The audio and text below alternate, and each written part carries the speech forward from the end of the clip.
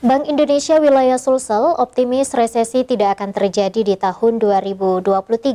Dari data yang dipaparkan petinggi Bank Indonesia, kemungkinan yang terjadi hanya perlambatan ekonomi. BI meminta semua pihak optimis menatap tahun 2023. Selamanya, karena di kami di grupnya Pak Fajar ini ada grup perumusan kebijakan yang Provinsi Sulawesi Selatan.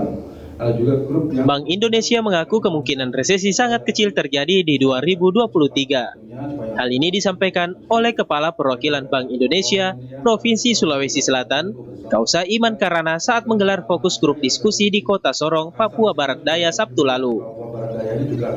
Dari data yang dimiliki Bank Indonesia yang bisa terjadi yakni perlambatan dalam pertumbuhan ekonomi. Hingga saat ini, tanda-tanda resesi belum juga terlihat. Apalagi di Sulawesi Selatan, kondisi ekonominya sangat baik.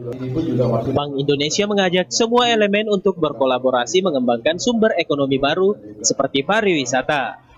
Pariwisata dianggap mampu menjaga kondisi ekonomi yang lebih baik karena melibatkan banyak pihak dan peluang tenaga kerja yang besar. Baik hub dari sisi pariwisata, hub dari sisi perdagangan, hub juga dari sisi investasinya nanti. Ini potensinya kan cukup besar, tapi nanti kok harus didorong terus gitu.